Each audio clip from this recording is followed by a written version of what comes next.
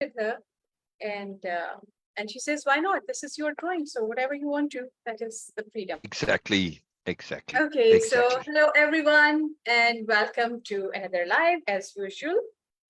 Today we are going to discuss, like Syl is actually going to share the details of the story, like really go into deep concepts and what is underlying intent behind that, and what is, okay, multiple perspectives on that. So this is actually like really doing a very intricate kind of surgery of that story. So Yes. see Yes. that how much value we can actually get from that, because every Yes. time we do practice capital R reading, it actually maximize, like really, I don't know, compounding how many times the value and the moreness from any reading. But this one is especially because this story has been written with this intent. So it's not just Yes. random story we are picking from, even though we can do that, because in Way-of-Impeccability, there is a phrase which says that, okay, an impeccable person, a spirit warrior, can extract value from anything and from any, everything and anything. And this is a Exactly. skill. This is a skill, of course, all the Way-of-Impeccability participants develop. And it happens, it becomes the innate thing. Yeah. So Yes. this Yes. is what we are going to do, the capital R reading. But Yes. I said earlier that, okay, it is going to be special because this story also written with this specific intent to maximize the value in its Yes. Yes. application. Yes. So, So as usual, we'll do fun. Yes. go ahead. Go ahead. Go ahead. Just I want to connect it to what happened to you yesterday, or was it this morning? Yeah, Okay. today. Oh, okay. Yeah. Yeah. It's Yeah. a fun Yeah. story. I'm going to write also, but just for myself in my verbal selfie. But something happened, and it was just a small incident. So day before yesterday, my brother and my mama was watching a YouTube video of Iranian nomads, and they were living like, even the title of that video was like, okay, life and risk, or risk for life, something like that, because they were living in really in a risky, really a danger area. Because the river was really on downside, and they were living on mountains, and they have no stairways, or nothing was actually made. So it's just pretty bare rocks, uh, and uh, and they have to climb up and down, of course, every single time to catch fish, to fetch water, to go to do anything. It's a regular thing, and it's a very difficult living, very difficult living. Because the video Mm. I watched, in that video, the father with two little daughters going for fishing, and when they were coming back to home, first one, the younger daughter, actually she fell from a rock and broke her hand. And then the second one, Oh. it was a water stream, very gushing one, and she just slipped into that, and she was just about to just washed away, and the father actually jumped and grabbed her hand. But for them, it was like a regular thing. It was part of their life, regular everyday life.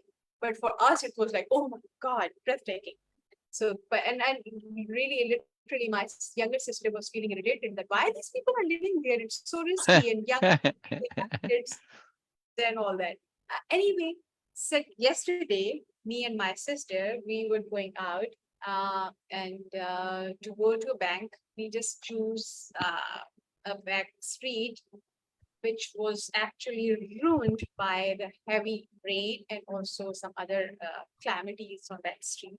So that street becomes like almost impossible to walk smoothly, even nobody Wow. actually by the car or drive anything, Mm. because it's all rocky and pits and holes and everything. So it's like a roller coaster ride if you try to drive there. It's a roller coaster ride. And we just feel like, oh my God, why you choose that? Because we were busy in chatting. So we just forget about that, okay, oh, we will not use this. We are not going to use it. Anyway, but the moment I start walking, suddenly it just came like, it's a body awareness, you can say that. The moment I just start putting my feet on the on this pebbles and rocks, the wobbly ones, and my body just remember that how I was watching those people, Iranian people, nomads, were walking on the rocks. And suddenly I just start walking without having like, oh, I'm going to do this and put feet there and walk like this, nothing. I just start walking like that and then I smile. And my sister asked me, like, why are you smiling? My mood completely shifted to a completely different mood. And I was smiling. And when she asked, and I said, this is the perks of the way of impeccability I have done. And she says, like, what? And I said, because through way of impeccability, at least this is my experience, I didn't learn anything specifically. Like, oh, this is the skill I'm going to. I learned a lot, but I'm just saying about these things that, okay, all those skills were not actually directly teach by someone. No. Taught by someone. No. All those things just become organically. But the major skill, the main skill I have learned is how to learn things. And There we go. that was something, yes, I always try to remember that to emphasize on my learning to get more value. I always remember all these things and keep repeating these things. But this thing I never actually said, even to Syl, that, okay, oh, I have learned how to learn things, because that was not in my forefront of my consciousness, you can say. But yesterday, when I just start walking like them, and I shared with my sister, oh, one of the key for those people to walk easily on those rocks, that they never stays on any rock. They just keep walking. It's like a gyroscopic momentum they have. So they walk like they are just floating on things. Even the rocks are very trippy and risky and not very helpful to walk, but they were walking like that. And you can feel that their gait is like teenagers, because they have that lift, that push every single time they are taking a step. Yeah. It's a very like the ground is, the earth is pushing them away. So this is how they were walking. It's a very young walk, by the way. You cannot predict, you cannot guess their age by just looking at their walk. Very different. No, they look younger, yeah. This is what I just start practicing automatically when I saw that, okay, the first opportunity I get, that, okay, oh, these rocks, this all messed up road, and I just start walking like them. And I was amazed by that understanding, because it was before the awareness in my mind, it was the awareness in my body. That was really huge for me. That how my body get attuned or aligned with this understanding, this awareness that, okay, oh, this is how they were walking. And then my mood shift, and it becomes like an adventure, like that, okay, yeah, this is what I'm doing. Even not like very excited, it was just like, okay, this is what I'm doing. And that is something, again, very anomalous, that you are doing something which you have actually never ever exercised before, you never ever learned before, and even you just watch someone doing this for a few minutes, and in that moment you were irritated, you were not actually trying to learn anything, but it becomes organically too. And that was a huge part of learning, and that was a huge part of achievement for me, sense of achievement, because I realized that how much skilled I'm becoming in how to learn anything. It could be anything now. And I was just sharing with Syl, and I said, oh, for the spirit warrior, for the way of impeccability participant, learning becomes fun and becomes so organic that they can learn from the nuclear science to any authentic Indian recipe. Anything. Exactly. This ability to learn how to learn, to acquire that skill, it is the inherent as and basic skill of competency. This is abstract thinking. This is what Biella and all the new nobility and all the aspirants, it's what they're continually striving to do. They don't look to learn and acquire individual skills. When they do, yes, it's fine and it's valuable. But whenever they learn something new, they are looking at how did I actually learn, not what did I learn. How did I learn? So that we learn how to learn. And once you've learned how to learn, your competency is automatically there. You can step into any situation and you understand learning itself. You understand competency itself. So this is a very, very, very big point. This is this abstract thinking, and it's a different modality, a different paradigm. We're not looking to acquire information, which is the particular skill. We are looking to acquire the quality, the ability, the abstract understanding, that capital U understanding of how it is that we learned. What techniques of learning did we use that can be applied in any situation, not just in that?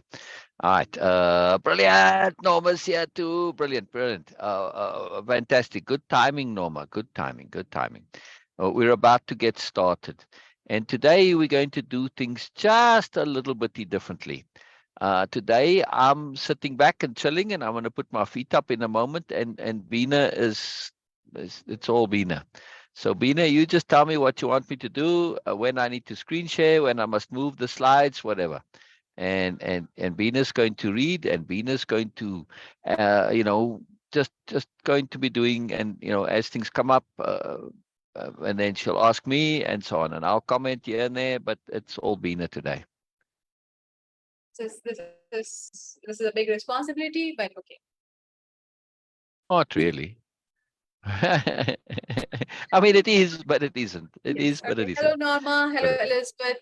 yeah. And hello, Ramzi. Even if you are not here, we are missing you. Yes. Yeah. Yes. Yes. Okay. And Hello, hello, Ramsey. Hello, Ramsey.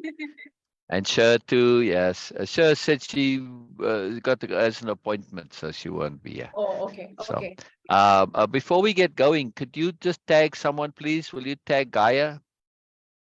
Oh, okay. Yeah. Say, hey, come on, Gaia. Just for once. Not I know me, you're because she online. had a call. I know that she had a call. So, All right. yeah. Well, we can try it. We can try it. We can try it and Because see. just few minutes before I was with her, and she told me that, okay, oh, I need to go because I have a call. I got you. I got you. Okay. I'm just So, looking to see other people. Yeah, see, today, nobody else is online right now. So, okay, oh, this this guy, he was was looking. I was Okay, just sharing with you guys. It's just a small thing, but for me, the life, the moreness actually just reside in these type of tiny trivial moments of life, exactly. and then they become so magical, like Yeah, just walking yeah, yeah, on those rocks actually. Uh, that yeah, that becomes like, okay, yeah, so the awareness. And every single time, this is what I kind of like, okay, always say to Syl, that because in Way of Impeccability you always say that, okay, it's all about sharing, it has nothing to do with me. And I say that, okay, appreciation and acknowledgement is not for the other person, it's not for Syl, that, okay, oh yes, I'm appreciating you, Syl, because you have that. No, I appreciated for my own self, for my own sake, because every single time when I appreciate that, I repeat those things in my mind, and every repetition create more emphasis, and every emphasis create more value. So for me, acknowledgement and appreciation, it's not for the other person, but it is for me. So it's a very selfish thing for me. I appreciate others, and I appreciate anything in my life for my own sake. So I'm going to just keep appreciating every one of you, of course, and I do it. So now you will understand that I'm just doing it for my own self. Okay, so Okay, tell I'm done. I'm done. I'm done. I'm done with all my typing there. I'm just new word for me, so. the delegates. Hello. Which word? The new word for me, the delegates. I, And I don't. I don't understand. The delegates look at colon. Oh, Comelius. Comelius. Comelius. Okay, Comelius. We always I Comelius. always read Camellia. Yeah, Comelius. Right. So second syllable again. Good, Comelius. Mama. Comelius. Okay, Yeah. yeah. And the IU is two syllables. right? Comelius, as opposed to Yes. Comelius, Yes. Yeah, it's Comelius. Yeah, yeah. Yeah, Okay. unusual in that. Brilliant, brilliant, brilliant. Yeah, I wanted a little different name, so Mm. yeah. Um, there's actually a long story to this name a little bit. Sorry, I'll digress just a tad here. And I can't remember who. Oh, Cornelius. So Oh, so as you know, the dialogue, not the character. The dialogue comes from my friend, right? We had this conversation, and I enfolded it into the story, and it becomes something else in the story. But the dialogue that Comelius has, and some of it is Biella's, is my conversation with my friend, who had read the story, the previous chapter on the agglomeration and the name and all that. And he's now responding, right? And I'm taking his comments and I'm working it into the greater conversation with Ursula and the delegates and with Biella, right? So it changes things. I call it enfolding. It's something I haven't ever seen anybody else do. I don't know, just a fun idea I came up with, and it's a whole different thing on its own. At any rate, so after I'd done this, and now Comelius is its own character, even though it's using my friend's dialogue word for word, and I really make an effort to try and take the exact dialogue and put it in there, which is quite a challenge sometimes because I have to rearrange the entire context and environment in order to fit the dialogue. Sometimes it's kind of a reverse way of doing things, but anyway, it's fun. So I said, "Hey, I made you a character. I'm gonna find a name from you." So he joked and he came up with in the very first um,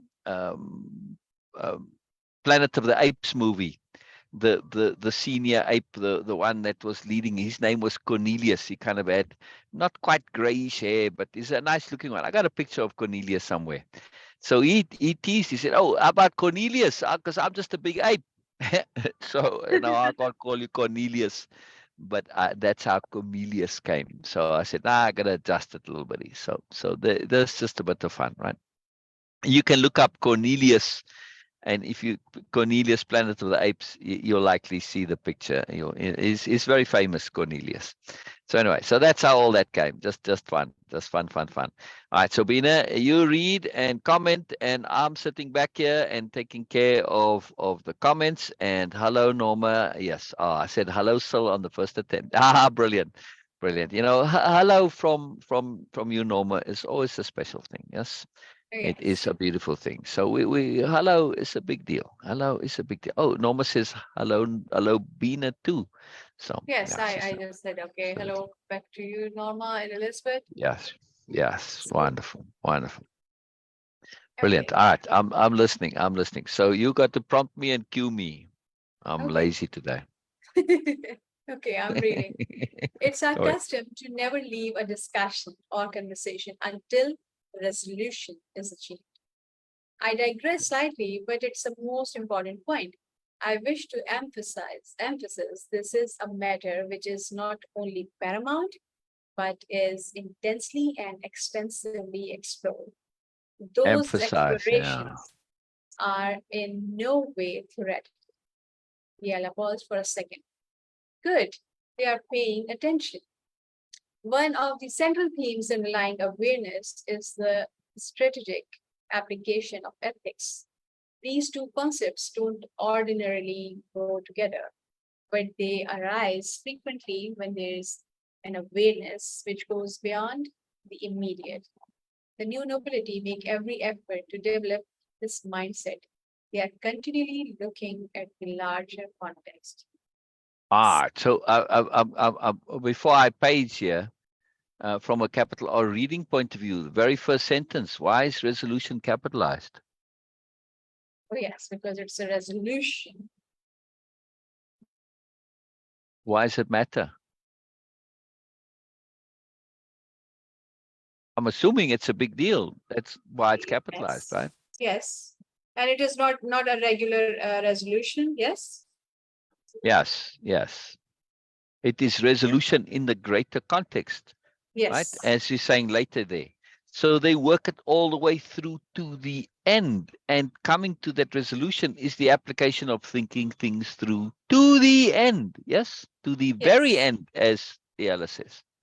Yeah. Yes. Yeah. It's quintuple TE, thinking things through to the end. Oh, hextuple, Thinking things thinking through things to through the, to yeah, it's the, like, yeah. So wow. it's 5 T's and an E. So Yes, quintuple TE. Yeah. TE Quintuple concept. TE. Yeah. Yeah. Yeah. But that's important though. And because it's tied to impeccability. Mm. What's the core definition of impeccability? Best use of energy. Coming to resolution, Yes, also. best use of energy. Yeah. Exactly. Because if you don't come to resolution, any thinking that you did is wasted. Yeah. Yes. Not only wasted, but the thing that you resolved, if it was a more or less of a resolution, but not done properly, not done all the way, not done fully, that now is a point, an understanding. And understandings are building blocks to other understandings. Yes. So if you've Yes. got a one that's it's more or less okay, but not, of course, when you start building with it, this is a building block that's going to at some point crumble. Yes. Yes. Normal saying quantability. Quantability. Yes. What a Yeah. word. What a Yes. word. Okay. What So a please word. elaborate a bit more in detail this whole slide, and I need to take Oh care of no, it's something coming back. oh, Please. oh. You're supposed to be doing this now. Okay. Well, I put you in I will charge and now you're continue saying after I'm in this. charge. All right. I will and I will Oh, I continue see. after. Okay. Okay. Some things cannot be resolved, I think. Yes and no, Elizabeth. So that's why it's capital R, resolution.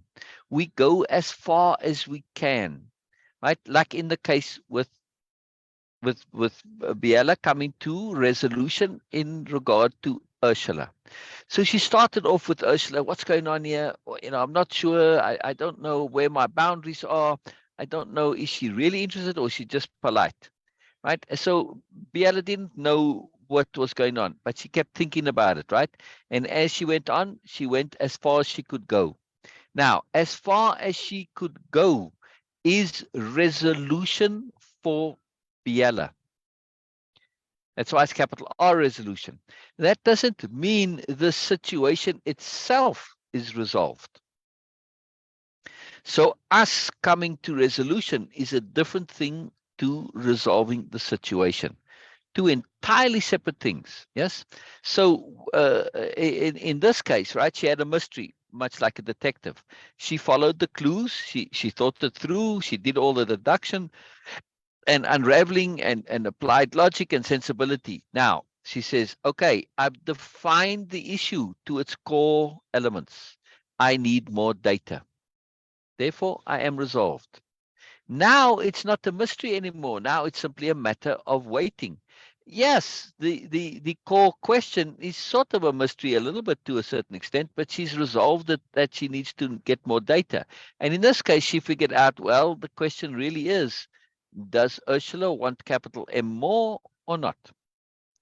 Biella broke it down very simply, right? So now it's just simply a matter of waiting to see how this question is going to be resolved. There's still some mystery involved, but for Biella, the issue is resolved. The issue itself is not resolved, but Biella is resolved that I'm resolved to wait now, right? I know what I need to do.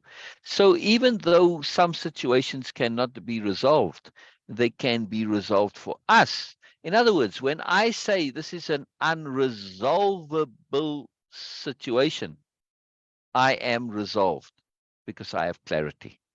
I know where I am at. Yes.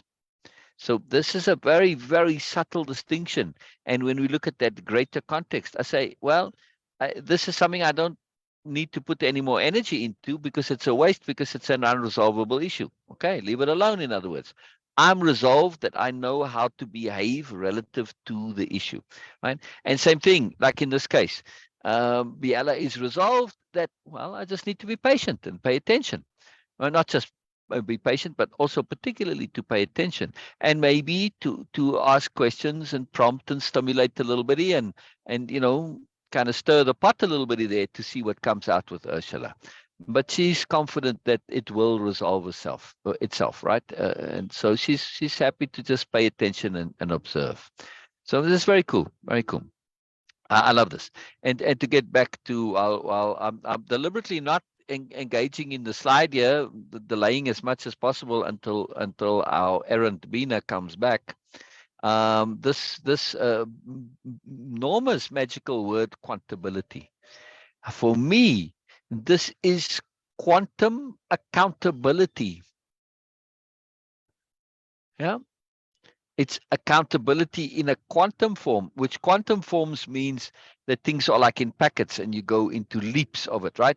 So quantability is not just accountability, but accountability as in counting also, not just responsibility, right? So counting could be also as in assessing, right? So quantability is gathering awareness, understanding, and attention in packets. So we grasp in a packet, and then once we fully grasp that packet, it jumps us to the next one, right? So quantum is like steps.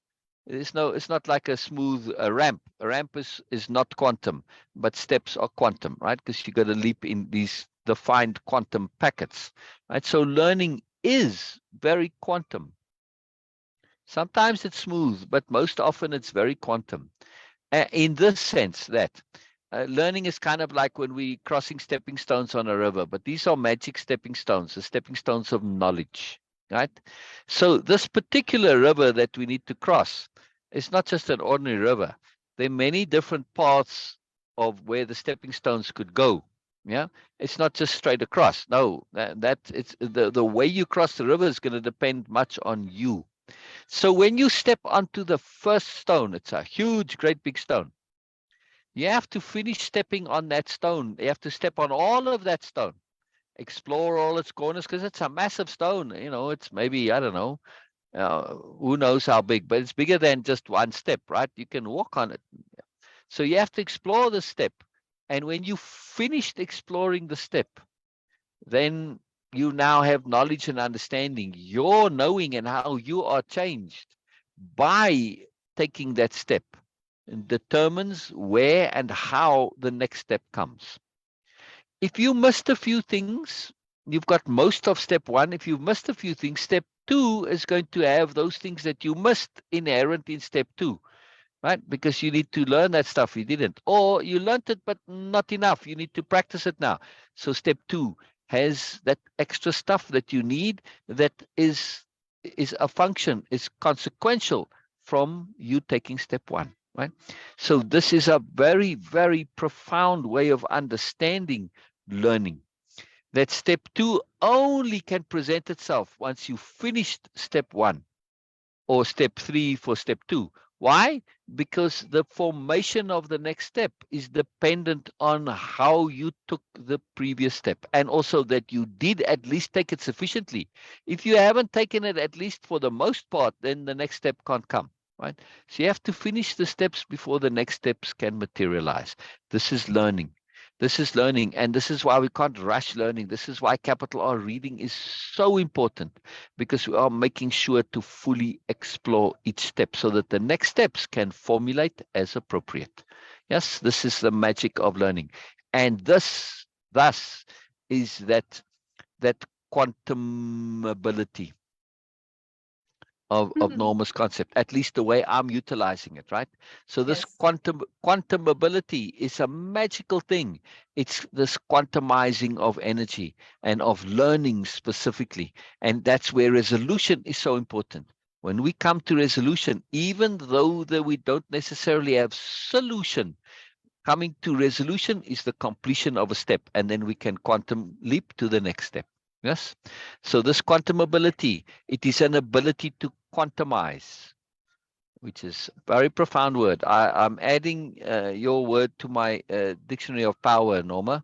And yes, I don't know exactly what all you meant there, but doesn't matter. See, it's there added. You see, Norma, if you're looking at screen, you see quantum ability.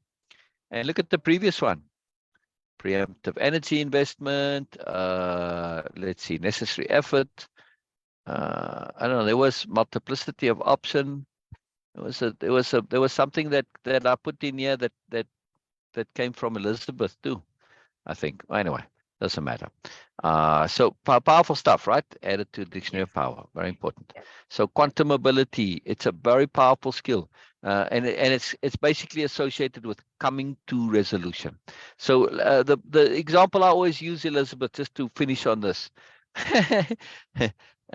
quantum ability. I think that's something that hillbillies do, but I won't elaborate. Anyway, uh, because that's like tummy and like, upset stomach. I don't know, from drinking too much Come moonshine or on, something. come on. Yeah. I'm just having fun. The thing I always say, Elizabeth, is the detective working on a case that they come to a dead end. They followed all the leads. They've been impeccable. They've done everything. The case is not solved, but the detective has come to resolution to say, this is now a cold case. Nothing more I can do. They set it aside and they work on something else, right? So they have resolution, even though the case is unsolved. All right. So this important point, this about resolution, right? And again, I wish to emphasize this is a matter which is not only paramount, but intensely and extensively explored. This is the matter of ethics, right? If we go to the previous slide, Beena, I think so, or two, anyway. Yes. So Yes. yeah, so they're paying attention to ethics, right? Yes. And then she also says, right? Oh, go ahead, go ahead. I just wanna say something about when you mentioned that, okay, in learning, in the process of learning, there's always that, okay, once you have to, once you finish the first step, then the second step will appear or will come or will Yes, be accessible. Okay, in other words. yes, So for me, I just wanna ask you for more into it, that what is finishing? Is it finishing? Or is it something that when we know actually about the first step, when we know the ins and out of everything, it's not finishing? exactly. Okay, yes, Exactly. When you've acquired the exactly. first step, you may not be expert on the first step. I prefer to be expert before I move on to the next one because it saves me time later.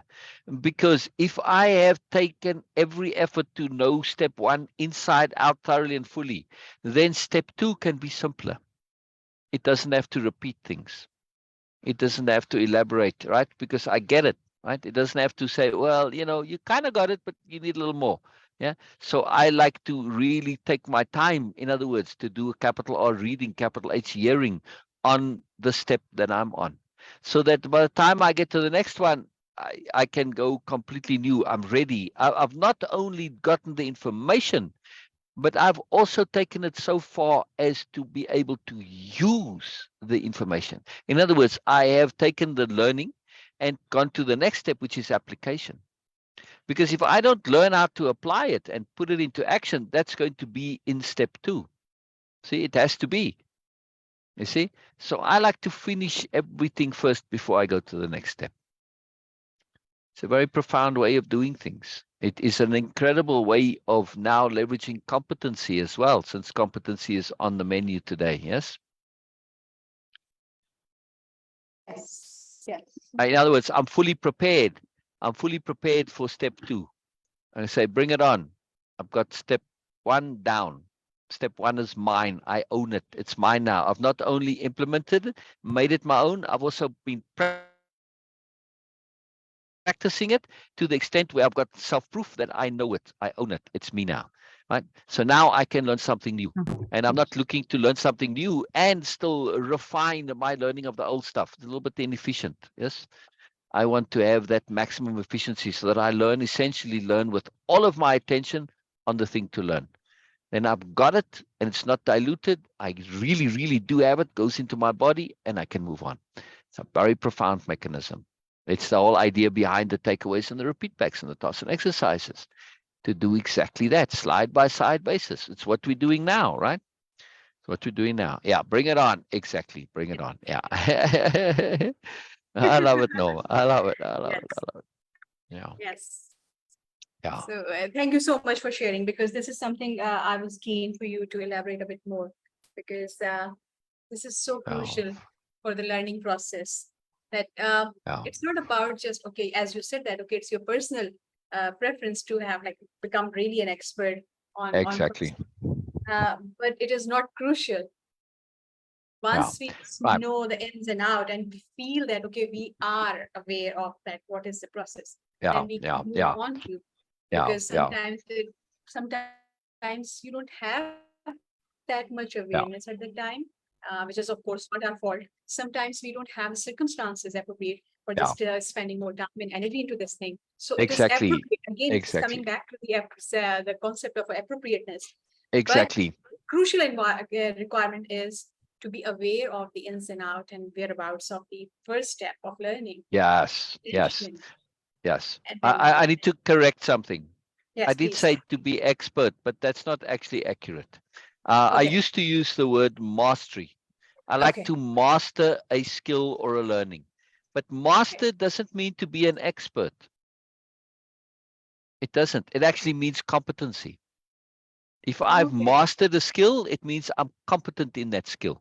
So for Hmm. me, it is about acquiring a level of competency. I don't have to be an expert. So I know I said that, but I meant a competency. So let me adjust that, right? And competency is the issue. Now, here's why. Because it's about the efficient use of energy long term. If I've developed mastery, which is beyond kind of just ordinary competency, right? And so that that it's like one thing that you can well more or less cook. It's another thing when you are a competent cook. A competent cook is not necessarily a master chef, correct? Hmm. A master chef is a competent cook, but a competent cook is not necessarily a master chef. Yes, two different Okay. things. Yeah. So Yes. in other words, Yeah. you can walk into as a competent chef, you can walk into Gordon Ramsay's kitchen and do your things, and he's not going to shout at you. He's not going to give you any praise either, but he's not going to be losing his temper at you because he sees you competent. You know what you're doing. Are you particularly skillful and artful? No. Do I need to be? No. I need to only have that core competency, real competency, not a basic competency. I mean, all those chefs that come into his kitchen, they have basic competency in the kitchen, but they aren't competent on a capital C level, right? They can't extrapolate and learn as needed and so on, right? So this is what I mean by competency. When you own things, you can extrapolate from them, you can go more. You're a competent driver. If you're a competent driver, you can get into any car and drive, correct? Yes. Doesn't matter, any Yes. type of a vehicle. So that's the level that I aspire to. It doesn't have to be mastery in the sense of being like a super skilled specialist in the world. No, that takes a lot of time, because when you're looking at the curve of time, energy, time investiture, when it comes to learning skills, right? It's an exponential curve. So you want to Yes. go to where it kind of starts to kick up, because when it starts to when you go into being an absolute specialist, a true expert, a master chef, now the extra amounts of time for the increase in your skill level, massive amounts of time and energy are needed for small increases in skill. Right. So it doesn't, for me, it's a bit of a trade-off there. It's like then I lose interest, right? But where that point of competency is, it's where that curve starts to kick up. So you do want to go to the point where you have this deep competency. Why is this so important? Because once I own a thing and I'm competent, I can do it kind of without thinking, right? It's just automatic, right? I'm competent. When you can ride a bicycle, like you watch children, right? And that learn to be competent on a bicycle. They can ride it down the street, but they can, make turns and jumps and do all sorts of stuff, right? Not that they have to, but they can because they're competent in riding a bicycle. Get on one bicycle, another one, doesn't matter, right? So when we look at this competency, when you have it, it stays with you for the rest of your life. So by the time this comes, when I do need these skills, I don't have to do any relearning. It's there because I have the competency. And that is the big issue here. When I acquire competency, it saves me from needing to relearn it in the future. Maybe not fully, but even partially. If you've only halfway kind of sort of knew something and you didn't own it fully, you weren't competent. When a situation comes up, oh, well, I didn't finish, so I have to do more. And now you have to spend that time to relearn. And essentially, you're learning stuff again over, and it's a waste, right? And especially if you actually somebody's teaching, you say, yeah, skip that. I already know that. But how do they know what you know? Right? Same with the universe. It can't say exactly what you know. So it has to give it all to you. a waste of time, right? So you end up relearning things that you do know, and then because the things that you don't know are in between, a waste of time, inefficient. Yes.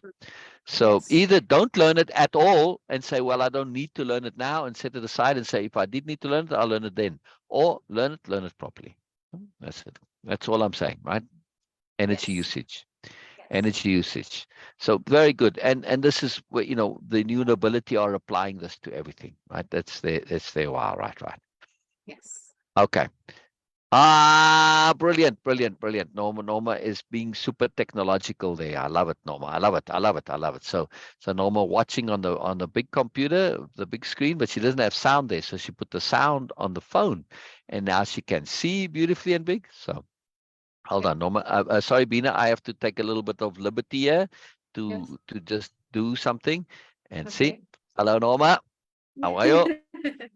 See. So now Norma can see big. See, I took us off screen. So just to say hello to you, Norma. Hello. Yes, just love you, Norma. It is always a joy when you're here. All right, let's get back to our things here. So sorry, Yes. Norma. Sorry, Norma. As much as we want to enjoy you, we're on a mission. We're on a mission. We have to be focused. All right, keep going, Beena. I don't know where you want to do what you want to do next. Any more comments here on the slide? No, thank you. So please just move to Well, next you're one. the one who's got to make the comments, not me. Okay. I just asked You you. you're doing the capital R reading today. All right. Okay, I will try my best. So as things pop up in your mind as you're reading, whether they be a question or a comment or an idea, it doesn't matter. Just share them. Just share them. Okay. Biella paid close attention to Comelius as she spoke. Not directly, of course. His responses of demeanor and a subtle shift of stance indicated much to her. He likes it when I pause and think. He gains much from that. His attention is on my intent. Oh, This is cool. Okay. Biella took a slightly deeper breath than wow. needed. Why is it cool? Why is it cool? Okay, because it's it's a perks of okay, in the most easiest words I can explain is that it's the perks of way of impeccability that Hmm. you acquire this ability to see things, if not in ultra motion, at least in slow motion. So you Yeah. can grab and extract more from every moment. So Mhm. when she mentioned that, okay, he likes it when I pause and think. He paid exquisite attention to what Yeah. she's doing. So he Yeah. understand that these measures are of course more important. Everything is important, Yeah. but it has more Yeah. importance. And then he gains much from that. So Yeah. because when she is pausing and then thinking about that, and he is paying really focused attention on her, then he start connecting with that intent that okay, what she is doing, Exactly. and by just Exactly. connecting with that, gaining Yeah. extracting more value from this. Yeah. And this is exactly what actually been taught by some historical teachers also. If you cannot do anything, sometimes it is appropriate to just copy and trust that that person, what he is doing or she is doing, is going to give you value. Wow. So Wow. sometimes Wow. it is Yeah, it's a great appropriate to do that. strategy. Yeah. Yes, Yeah. sometimes it is appropriate. Just Yeah. feel that energy, connect with them.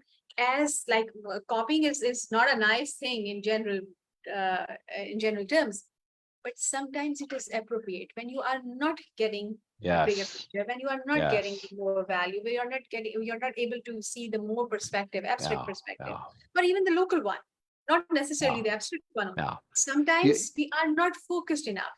We Yeah. cannot do So that. We are not aware enough. So what we can do is appropriately just start copying. And because by copying, we are actually putting our trust, capital T trust on that person yes. and their Yes. intent.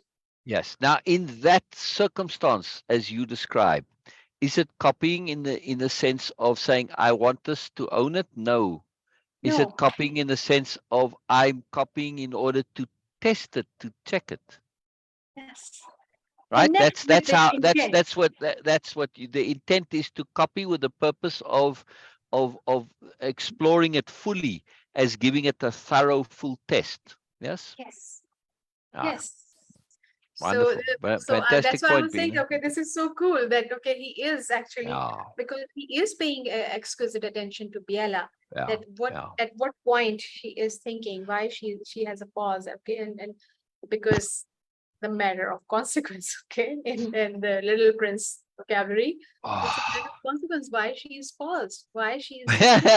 It is This a is something, matter of it is, consequence. yes. Yes. And then his Yeah. attention is on my, and Biella, by him paying attention to her, she also paying back attention to him. And she says that his attention is on my intent. She becomes aware of it, that he is trying to connect with the Mm. intent, not just by the actions or by the words, but also the intent. This is so profound.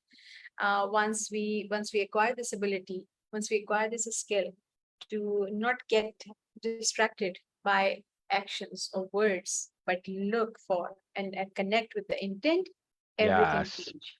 Everything change. Everything. It's a Exactly. huge deal in life.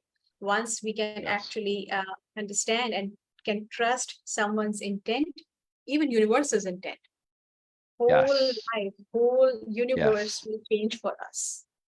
Would you say, based on what you just said, keeping Elizabeth's comments in mind, that this ability to perceive and connect and be aware of intent and to hold this awareness of intent and in awareness, to hold it constantly and to understand its importance and value, is intimately connected to resolution, capital R resolution. Yes. Yes. Yes, yes, the two go together. When we really divine, understand, figure out, connect to the underlying intent, we typically have resolution. Look with Yes. Biella. She doesn't know what Ursula's intent is. Does she intend more or not? Simple question, Yes. right? She broke it down Yes. to the intent. Yeah? So, Yes. yeah, yeah, yeah, yeah. So It's Biala took a amazing. slightly, yes. Biala took a slightly deeper breath than needed, just enough to indicate what she was about to say had special relevance. Extrapolation. Biala dropped the concept on them, enjoying the word itself, its power dear to Now, her. one sec. Try that. Try that. Take a slightly deeper breath, and then say extrapolation. Extrapolation. Yeah, see? Extrapolation. Biala See, dropped, you, yes. you're dropping it when you have that breath come out with it, right? Yes. Biala dropped the concept on them, enjoying the word itself, its power dear to her, representing Mm, so much. She enjoyed the understanding her delivery was inviting to extrapolate from it. She wanted them to connect some of the dots. Lectures were poor mechanisms for true communication. She knew.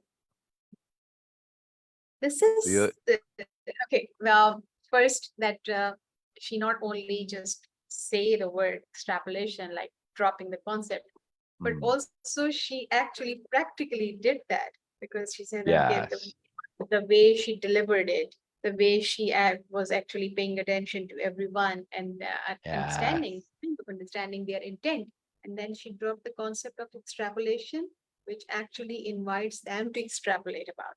So it was exactly. not just the saying things, but also actually initiating that thing. That was Doing, the real doing. real magic in this paragraph for me. Application, right. Yes. And that Yes. last point, lectures were poor mechanisms for true communication. Yeah, to communicate, communication by implication is interactive. There's to go back and Yes. forward. Yes. Otherwise, it's just most lectures are not communication, they broadcasts. Mm, yes. Communication happens when you broadcast and then you get reception back, which is the check. And then you Yes. rebroadcast to confirm the check. That's communication. 3 steps minimum. 3 steps Mm, minimum. yes.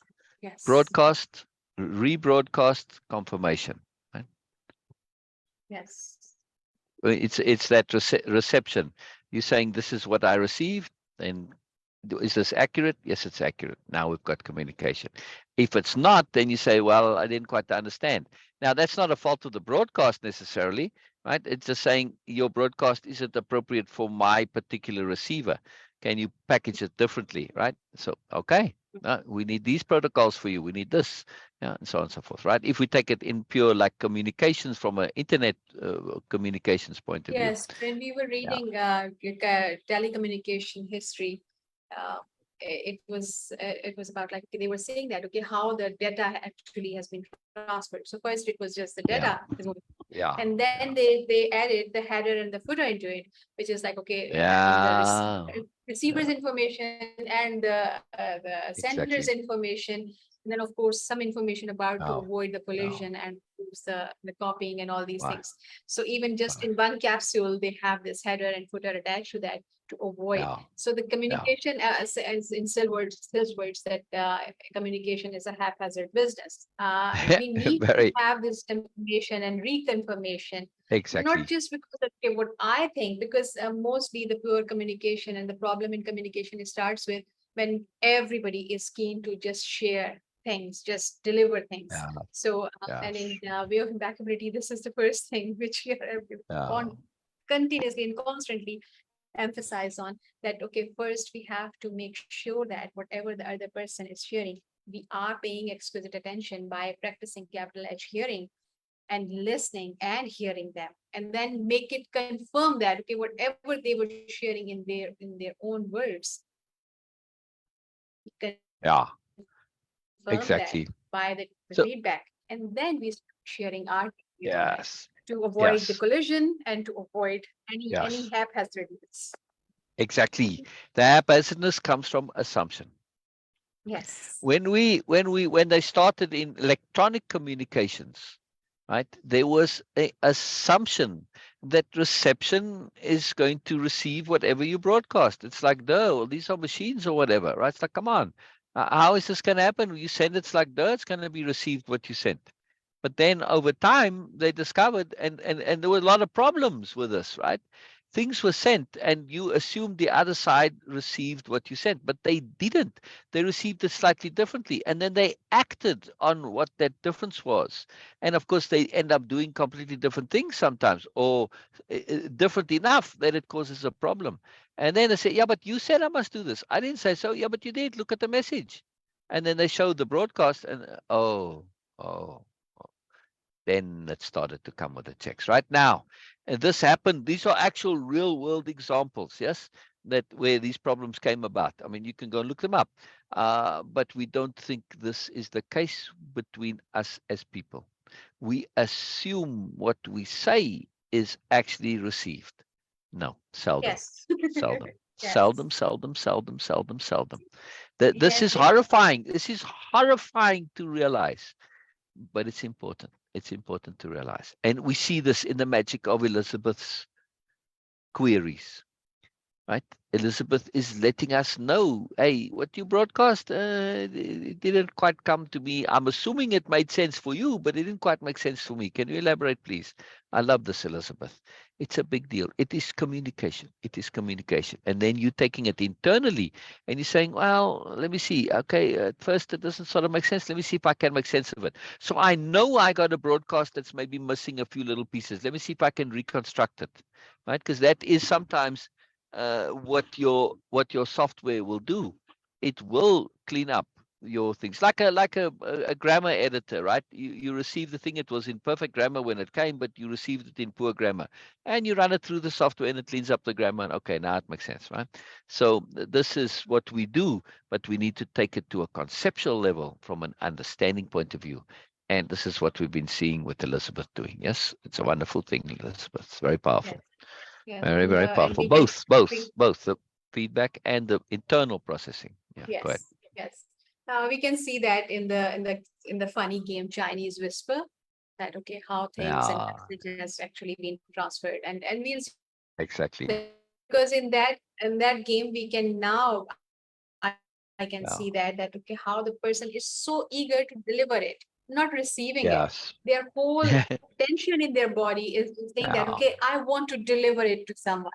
They don't pay much attention to that okay, what I'm receiving. And that's how this whole game becomes so funny, because okay, at the end you got a completely horrible different message. So and this applies to everyday communication.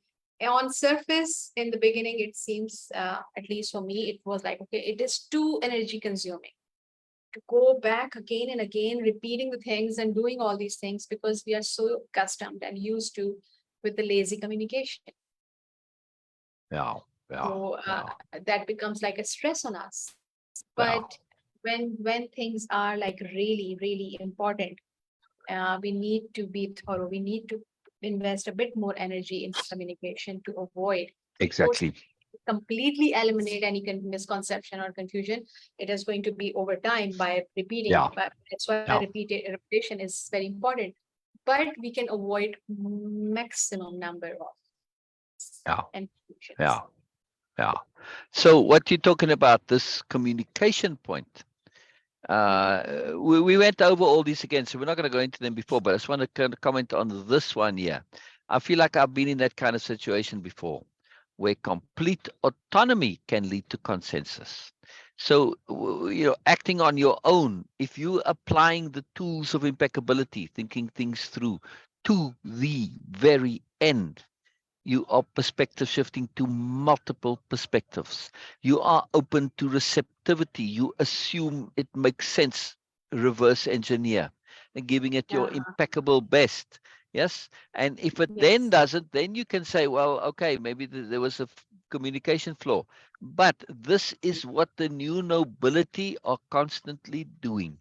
Yes. So that even though they do it via discussion, but like it the case of Elizabeth, she's autonomously thinking about this thing during the week while she's working, right? And she comes to a consensus because there are only so many tops of the mountain, right? There's only one really, right? So there are many paths, yes, but it's only one top. So we come to consensus because we all end up on top of the mountain, right? Because we climb. It doesn't matter how we climb.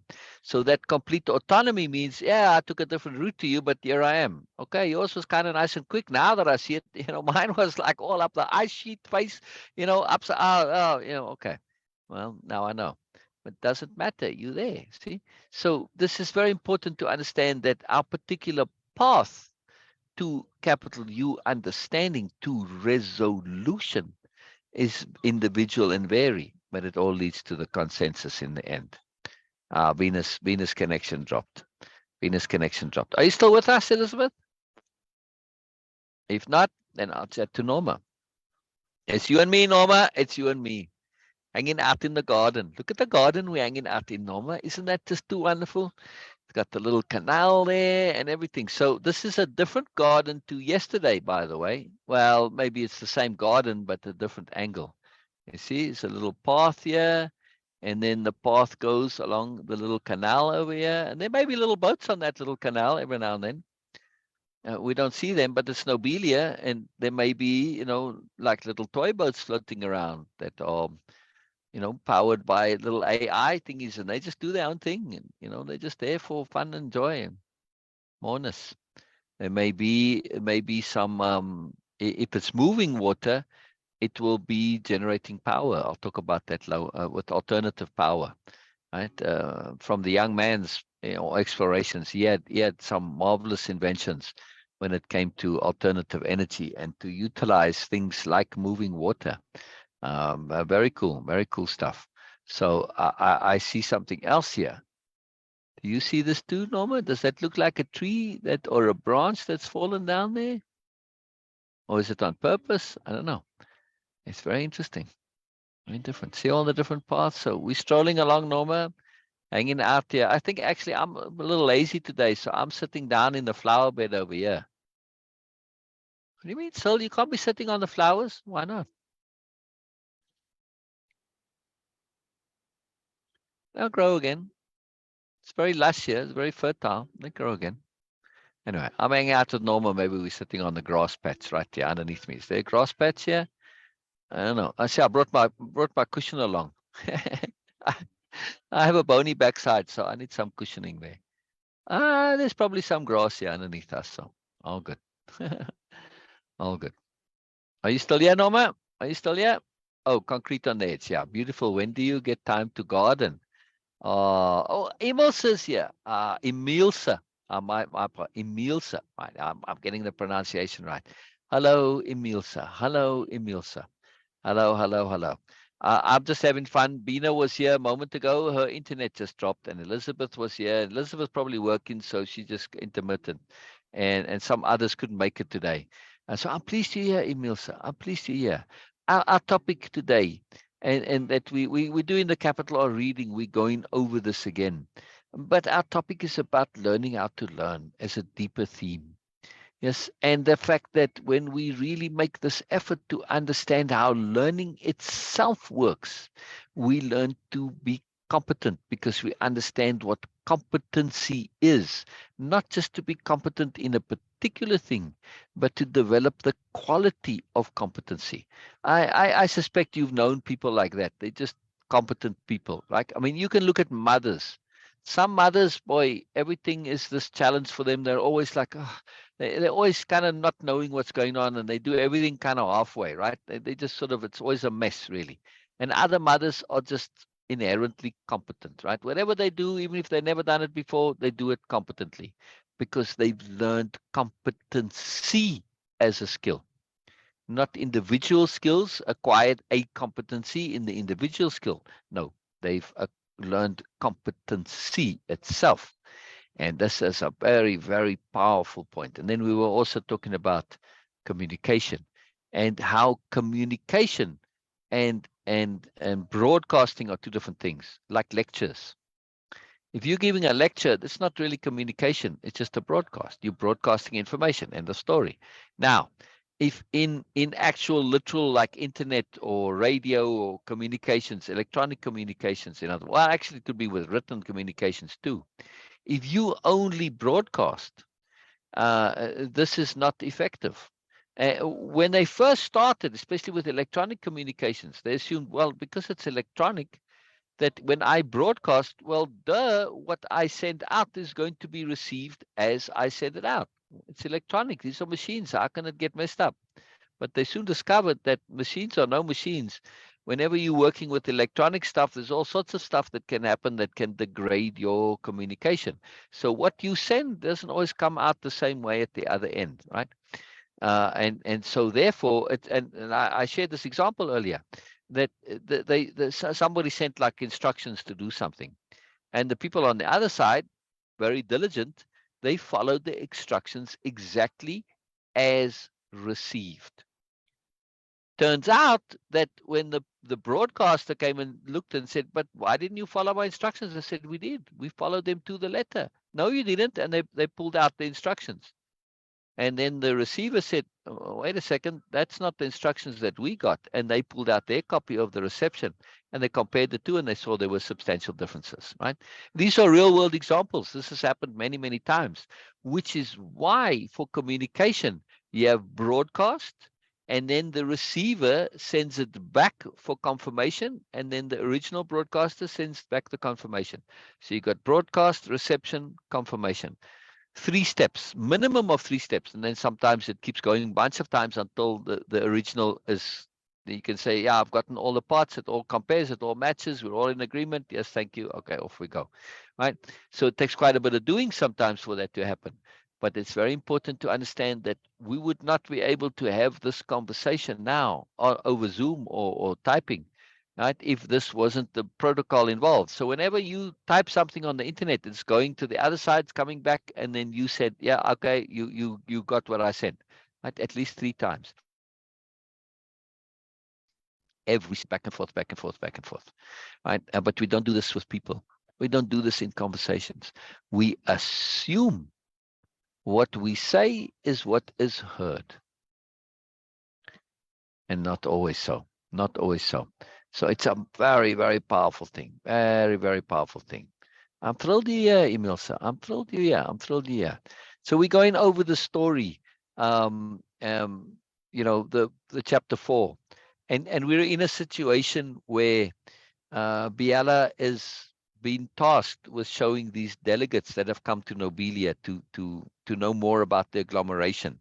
Now, Nobelia is a part, Nobelia is the home planet of the new nobles, right? It's a part of the agglomeration. But the new nobles are like the de facto diplomatic corps, and they are the cultural soul and heart of the agglomeration, even though they're not directly involved in the admin, right? And they help set it up and everything. So coming to Nobelia is a good way to know what's in store, because these delegates are from worlds that are looking to join the agglomeration. So they getting to know what's going on, but the Morness, they coming to Nobelia for the Morness. But the story is very particular here because Biella connected with Ursula before all the delegates came for this interaction, where she's gonna, her mandate is to show them what the new nobility are, to show them. So she was chatting to Ursula, and Ursula was a bit of a puzzle to her, because she didn't exactly know if Ursula was, Ursula's very sophisticated, and Biella likes her and there's a lot to her, but she's not sure if Ursula's just being polite or if she really is interested in more. And so there's a bit of a puzzle that's going on there. Anyway, so she told a story about how the name agglomeration came about, and it involved ethical manipulation, and it's a long, detailed conversation that's following here on this. But the interaction here is we're getting to know the characters. We're getting to know Biella.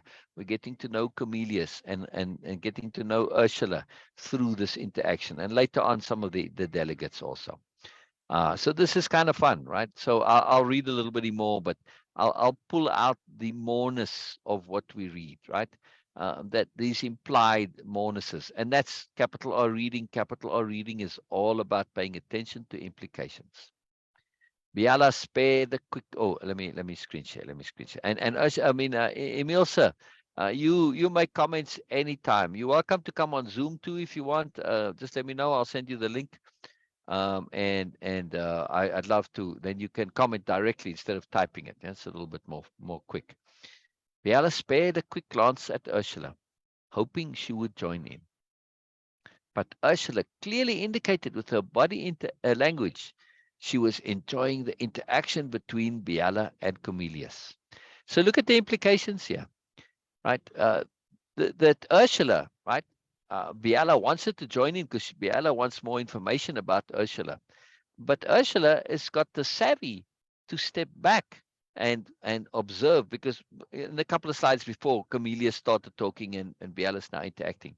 Ursula has the savvy and the discipline to say, hey, I can learn more by listening, by paying attention to others, to what they are doing, rather than having to always involve myself. Yeah. Clarity of speech is pivotal, says Ymilse. So will you read Ymilse's comment, please, Beena, since you're back now?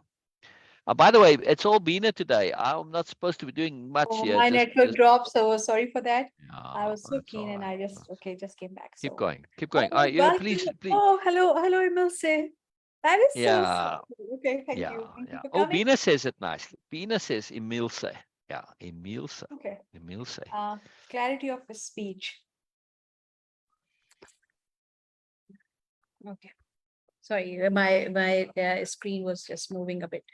So, Oh, no problem. yeah, clarity of his speech. It's pivotal to harmony between the receptor and the communicator. Yes, yes. This has been my experience of late. I thought I was clear on a message I delivered, and then learned, cut myself short as I forgot of the importance of why it was important for me to be clear. Basically, didn't want to be judged for what my truth was. Big mistake. Wow. Wow. Module 1, session 1 of Wave Impeccability is what again, Beena? Clarity of intent. Exactly. Exactly. Ymilse, this was a huge topic this yesterday. And it was about adamancy. Yes. Now, adamancy is intimately connected here with the new nobility because of capital diplomacy and adamancy. It's a long story for me to go into that now. So for the new nobility, they are using adamancy in a very particular way. For them to be adamant means they are absolutely, thoroughly connected to their clarity of intent. And what you intend, of course, is what's important to you. How can I intend something that's not important to me? So clarity of intent is automatically clarity of importance. What matters to me, what is truly, truly important. And therefore, because it's important and because I have clarity over it, and I've thought about it extensively, thoroughly, completely, diligently, conscientiously, and I've applied my impeccability to my importance, I cannot possibly hold something important that I cannot justify. Right? I can't say it's important for me to, I don't know, have fancy eyebrows. It's like, really? It's not important to me. I can't really justify it, to go and spend $1 million on getting eyebrow implants or whatever. It doesn't make any sense. Right? All right, I'm trying to find an example here. It's not maybe the best example, but my point is that when we have an intent and we have clarity of intent, this is what's important to us. What's important to us is what we can justify to ourselves. And should anybody come pressing to say, well, how can you say this is important? Well, it's important to me because of this. Oh, I see. Okay. Right. So now we get to a situation. I'm going somewhere with this on your comment, Ymilse, where we say that I get to a point where I am unapologetic about what's important to me because I thought it through, and it's important because I have all the reasons why it's important.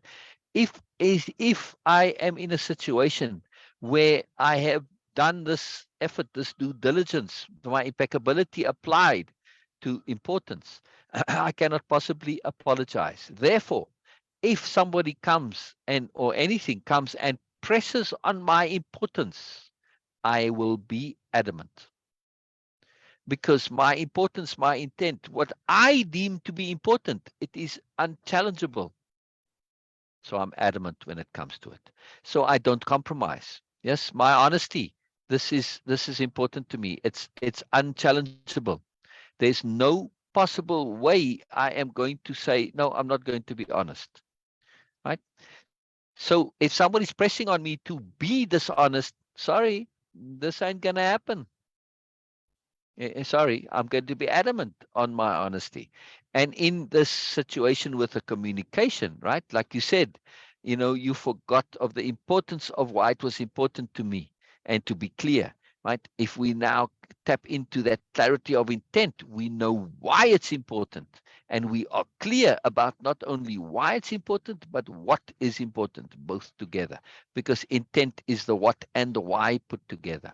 So it's a very, very, very powerful. Yeah. And again, too, I didn't want to be judged for what my truth was. When we have impeccable clarity of intent, our truths, we are quite willing to be judged for them. We say, bring it on. We invite being judged because our truths are impeccable. They can't be anything less. So I seriously doubt if your truth was one which couldn't withstand judgment. It doesn't strike me as that kind of a person. But this idea that we might be, a lot of good people are afraid of that because they question themselves. They have a bit of self-doubt. But your truths, like honesty, for instance, and love and goodness, these are unquestionable. Sorry. So, I really feel like you don't need to do that. You have that inner goodness. Let me ask you on another unquestionable truth about Ymilse. I'm going to say it as a statement of fact, even though I don't have any way of knowing it to be true, but I'm willing to take this chance. I will say, as an indisputable fact, that Ymilse has a profound intent to goodness. This is an Yes. unquestionable fact about Ymilse. Yes. A profound intent to goodness. Yes. Yes. I'm going to type it here. Ymilse has a profound intent to capital G, goodness. Did I get the capital I there? I need to put the exclamation mark there. Yeah, profound intent to goodness. Yes. When you focus on this part of you, now your goodness. Well, I try to be good. I don't always know how. So my actual goodness application, this you might question, but my intent to goodness, this is unquestionable. Ymilse's intent to goodness is unquestionable. Norma's intent to goodness is unquestionable. Elizabeth's intent to goodness is unquestionable. Beena's intent to goodness is unquestionable. My intent to goodness, unquestionable. Yeah. Yes.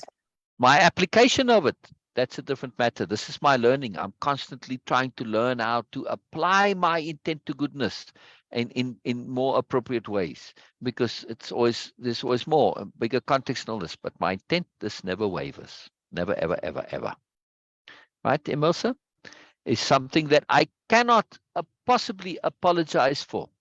And I cannot fear judgment on my intent to goodness. Cannot. And even on my actual goodness, you can judge me all you like. All you're going to tell me is that I could do better, and I'll say thank you. If I wasn't as good as I could have been, it's not for lack of trying, it's lack of awareness. I won't apologize for being unaware. It's the human condition. Let me repeat that. I will not apologize for being unaware. It's the human condition. Do I make effort to be more aware? Yes. Is that going to be enough? Probably never. So I can't apologize. It's not like, well, you could have made an effort to figure this out and learn about it, right? And it was too lazy. Okay, well, then I can be judged. But, I make every effort to learn, and so do you, as far as I know. So we can't. Yes, indeed. My lesson is to be as honest to myself as could possibly be. Yes. Yes. Honesty starts with self-honesty. Go ahead, Beena. Go ahead. Sorry, I'm jabbering away. This is all you today. No. This is so necessary to actually as a reminder to be like a constant thing in our life, because sometimes Yes. we just take it so for granted, like, okay, oh yes, okay, it's like that. But this is so important to be always be mindful about, that our intent to goodness is something that we have complete trust in. And of course, all the other people. Yes, application can be not so aligned with what we are actually assuming, because of cultural difference also, with something which is good in some other culture, which might not be good for other people or nice to other people. And also the context, that sometimes it's in a completely different context. Like a mother slapping her child is something not so nice and good. But if you just go and look the context, maybe he was just trying to climb from fourth floor, or just jumping from there. And he's just slapping to give him a lesson that, okay, this is dangerous. This is something it is going to cost you. So the application is in context, and it is always into like so many factors involved into that. But the intent is something bigger than all these simple categories of context and cultural difference and all these things. Intent is way much bigger than that. Yeah. And It's in other powerful. words, what Syl was saying, that okay, all the things in simple words, we can say that we can try to make every effort to make our conscience clear. Exactly. And That's the only criteria impeccability. we can have. Yes. And that's the only Exactly. criteria actually that we Exactly. have to be aware that our intent is good. If our conscience is clear before doing anything or Life is after easy. doing anything, then life is easy. And we will not fear any judgment from anyone, because, okay, if you want to judge me, just come and okay, please do that. Like in Norma's words, Exactly. bring it on. We will see, because Bring my it on. conscience is Absolutely. clear. Yes, I Exactly. can be Uh, less aware. Yes, exactly. of course, Exactly. always. Exactly. If my conscience is clear, your judgment is only going to yield to learning if there's any validity to it. And then I'll say thank you.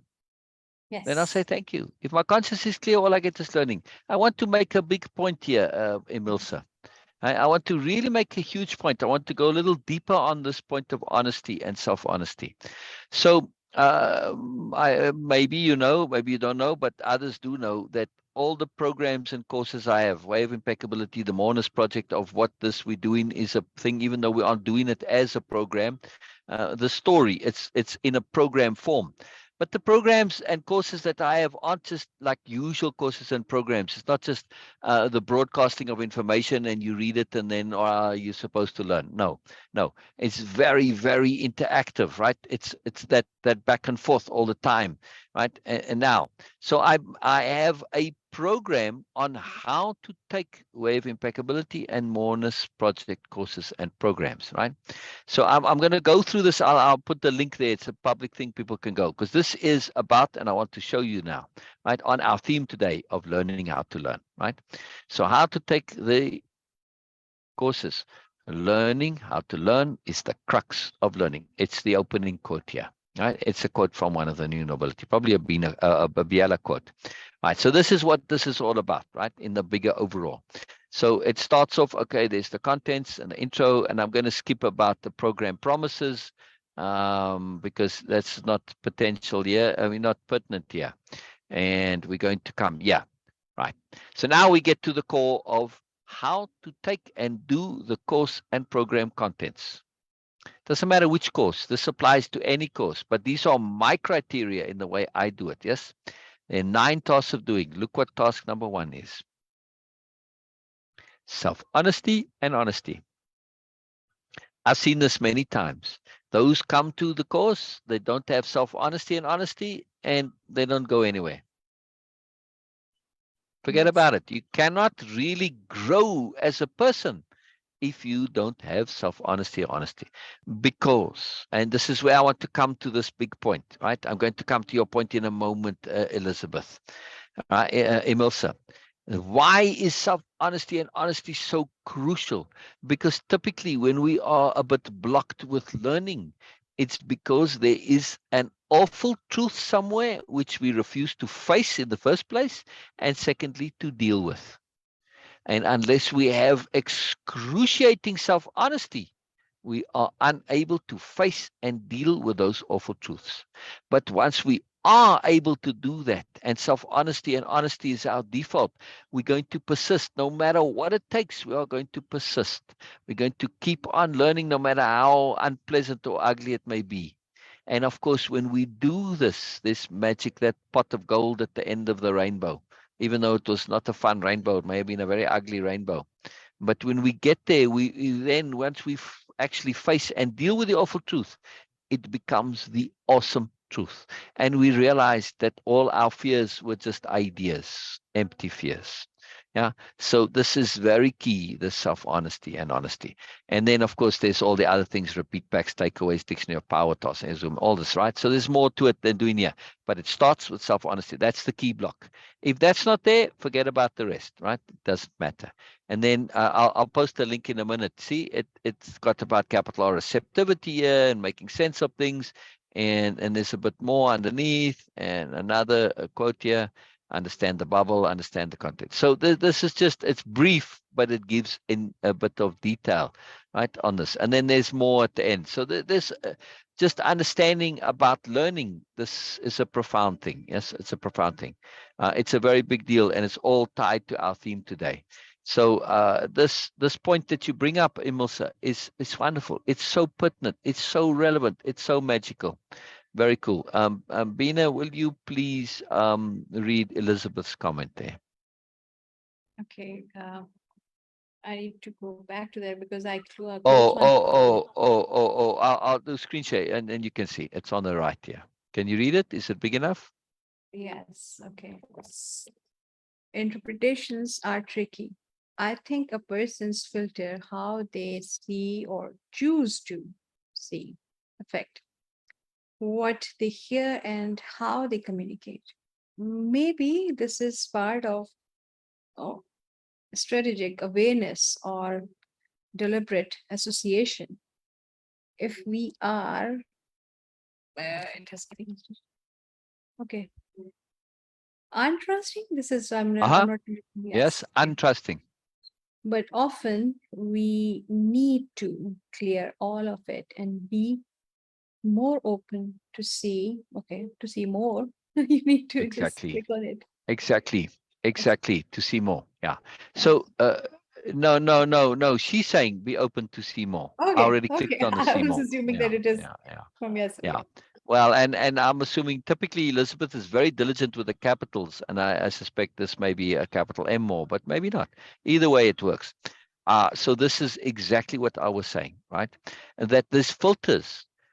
If we aren't honest with ourselves, everything gets filtered. Because now your entire reality is filtered to avoid the thing that you don't want to pay attention to, the thing that you're dishonest about, right? That's why you're dishonest, because you don't want to deal with it. You don't want to pay attention. You don't want to acknowledge it.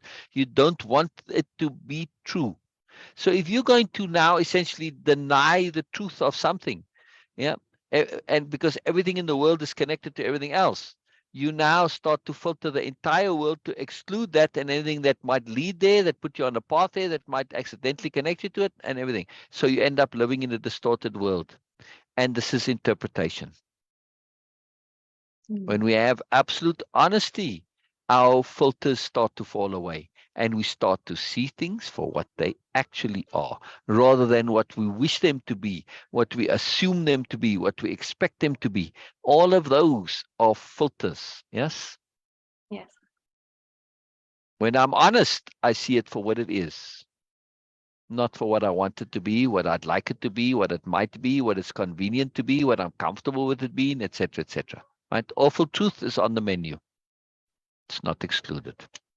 Can be awesome, whatever. Right? Honest. Can be like, I don't want this to be true because that means it's a lot of work for me. See, it's not always ugly, awful truth. Sometimes it's just pain in the butt. Well, I've got to organize my hard drive because I never made an effort to file things into folders, and I just dumped it all into my downloads folder, and now I've got to go and sort this. See, just sometimes truths are just tedious, right, Beena? No one is laughing at you.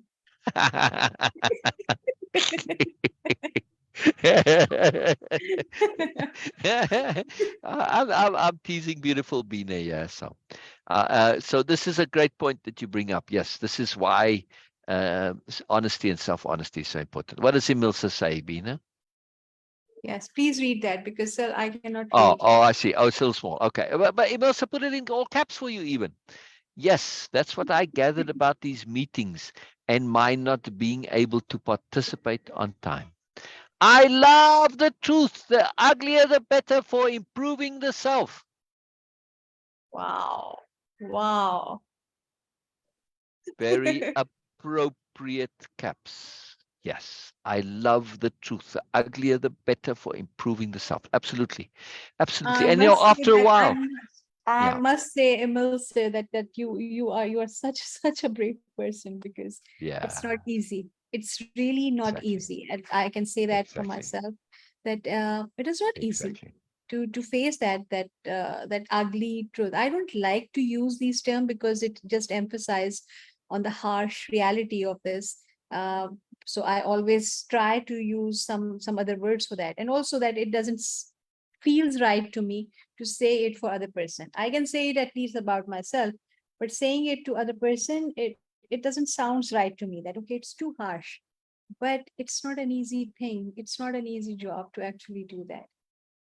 To understand that because yes, on surface, we love to talk about things. We all love to talk about things like, oh yes, okay, this is.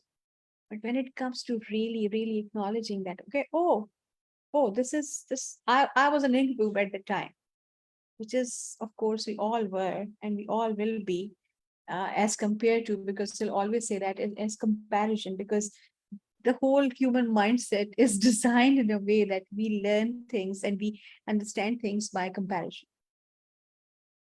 Yes. So this is, and we need that to, okay, why I was unaware at the time as compared to right now what I am. Yeah. We always go with the comparison only. And this is how things work. And actually, this is very satisfying also. because it gives us hope. How we understand our progress. And okay, yes, this is where I was, and this is where I am right now. This, but I really, really respect that you emphasize on that okay, it is the uglier the better. It's a big, And huge yeah, claim, and it's a big, huge thing to say that. And I really wish that someday I can be in your position and I can also say that, okay, yes, I'm open to this. Am, but not that much. right. So also in this, you Mhm. know, the more we open with this honesty, the less ugly the ugly truth becomes. And like Donna said, but so how can there be such a thing? It doesn't make any sense. It's oxymoronic to say there's such a thing as the ugly truth. It's all beautiful. And yes, it all depends on context. Yes, Donna, in the ultimate overview context, there's no such thing as ugly truth. It's all beautiful. Absolutely. It's all potent. It's all valuable and therefore all beautiful. But we have to get there first. So in the start, it's ugly, but soon we learn that it's not really so. The more we invite it, the more beautiful it becomes. It's an incredible thing. It's an incredible thing. And this point, Ymilse, of this community here that we are in. It is a community that celebrates ugly truths. There's no such thing for us here. Here is a space where you can come and share your ugly truths. And no one is going to be pointing any fingers or saying, oh, gosh. No, we'll just discuss it. Let's just say, I took some photographs for a workshop I was doing once upon a time, right? And this was for on Airbnb, and I had to have the photos, and I wanted to see it. And I hadn't started the workshops yet, so I didn't have photos to show. So I asked a few friends around, and I got them to essentially be there, right? But now it's a little bit posed, and I needed natural photographs. So I wanted them to relax a little bit. So I said to the one woman who was there, I said, oh, tell me your deepest, darkest secret, just as a way of distracting her attention so she can be a little bit more natural. Lo and behold, she actually told me a deepest, darkest secret. Right? She told me how she'd been dishonest in a very profound way, like in a deliberate way, like in a really kind of a cheesy, cheap way, right? But instead of like, oh my gosh, really, seriously, we just had a discussion about it. And it was just, okay, stuff happens. You did it. That was where your awareness was at the time. And we had a wonderful discussion. And of course, then it became the workshop, and then I got good pictures out of it. So I'm just saying that this environment here, Ymilse, is one in which there's only truth. No matter how awful it may be to you, it won't be to us. And I know for me personally, I truly can tell you that, I've kind of seen and heard it all, really. Nothing surprises me anymore. And, I've heard a lot of stuff from different people. So this is a thing where I like to be judged myself, but I also like discussion and discernment. If you're going to have something to say about whatever it is I'm doing, don't just say, oh, Syl, that's terrible. If you say it without any reason behind it, that's terrible. But if you say, oh, that's terrible because of this and that, I say, yeah, I never thought about that. I never looked at those implications and consequences. Yeah, you're right. It's terrible. See, so now it's not about being right or wrong either. It's not about agree or disagree. It's about coming to understanding, coming to resolution. That's our intent here. And we also understand from the Nobelia-Living logic that it is about sharing. Sometimes you don't need resolution. You don't need my comments or Beena's comments or anybody's comments. All you need is the opportunity to share. Right? So sharing, capital S, sharing is a profound magic that we celebrate, that we apply in this forum that we are in here. Right? And of course, too, besides sharing, we are practicing another profound concept, and that is celebration of difference. Celebration, it's emphasized, celebration of difference, not just acknowledgement of difference or acceptance of difference. No, celebration. Right? I'm not just here to say, oh, I acknowledge your difference. Yeah, okay, you're a weirdo and you're a terrible person. I acknowledge that. All right, fine. See, yeah, acknowledgement. Or I accept it. Yeah, I don't like it, but well, okay, I'll accept it. No, we're going to celebrate it. We're going to celebrate it. Why? Because we know underneath it all, there's that capital M Morness that is you. Why do I say that with such certainty? Because my earlier statement of fact, indisputable fact, that you have an intent to goodness, and you can be Norma, Elizabeth, Beena, right? Ymilse, that you have that intent to goodness. This is fact, not speculation. It is 100% fact. So I can say what I'm saying with complete confidence. The rest is simply just the stuff that we need to learn, right? It's just the packaging around our core. It's not really you. Yeah. So everything that you share about, your foolishness, your silliness, your unawareness, this is just how we get to our intent to goodness and be more. That's all. It's just temporary. It's just temporary. It's not real you. So it doesn't matter. All right. So Ymilse says, yes, I was going to say I do love Venus' laughter also, Ymilse. I made the comment there. Yeah, it's a beautiful thing. Yes, agree with you.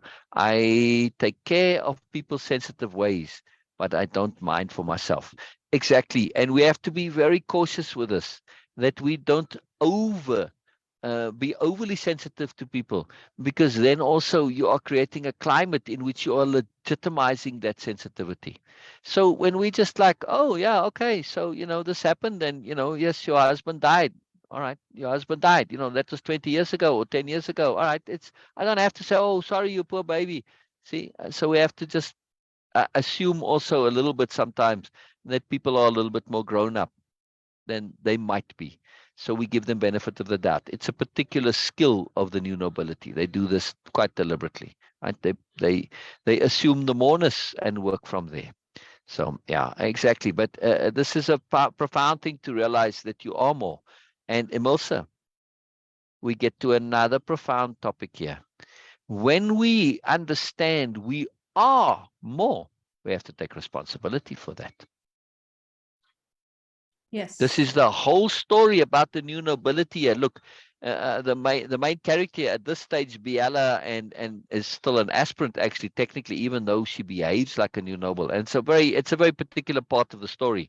It's bringing to fore excessive humility. Yeah. But from our perspective, like me, I'm an aspirant still, and I see, at least in my own mind and view, and Venus and Schurz and everybody else who's been doing Way of Impeccability and who's doing this as a course, right? The idea of us as new nobles is like far away. Okay. It's almost preposterous to imagine we might even be there. But this is how it is. And, but from the new nobility point of view, yeah, they come at this thing to say that they want to see the moreness of everybody, and they assume it's there. And oh, the point was responsibility. So the new nobility are coming to a point where they say, look, we've spent our entire lives learning and growing and pursuing the more, and not just in an intellectual way. Oh, no, no, no. And this comes up with Comelius, who's from an intellectual university world. He comes to realize, holy moly, these guys don't just know things, they do things, they are things, they being things. Yeah, they take learning to a whole other level that blows Comelius's mind, quite literally. He kind of has a bit of a, well, I don't want to give the story away. Anyway, so my point is, though, that the new nobility acknowledge that they are responsible for their moreness, and they cannot hide that responsibility. So they can't go and pretend to not be who they are. So their entire culture, and they put in mechanisms to say, this is who we are, right? This is what we do. It doesn't make us better. It doesn't make you worse. It's just who we are, what we like to do. It's our predilection. It's just the thing that is peculiar about us.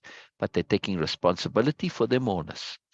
And this is a very important thing. And it's going to solve you tremendous trouble when you do that. Initially, it's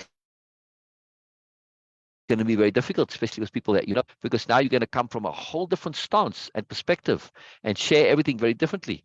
But at some point, we have to claim our moreness. We can't hide from it. We can't hide from it. Yes, much love to you, Ymilse. Much, much love, much love, much love. Elizabeth says, lovingly said, Beena. Yes, breaking our filters and paradigm shifting can be incredibly painful in the short term.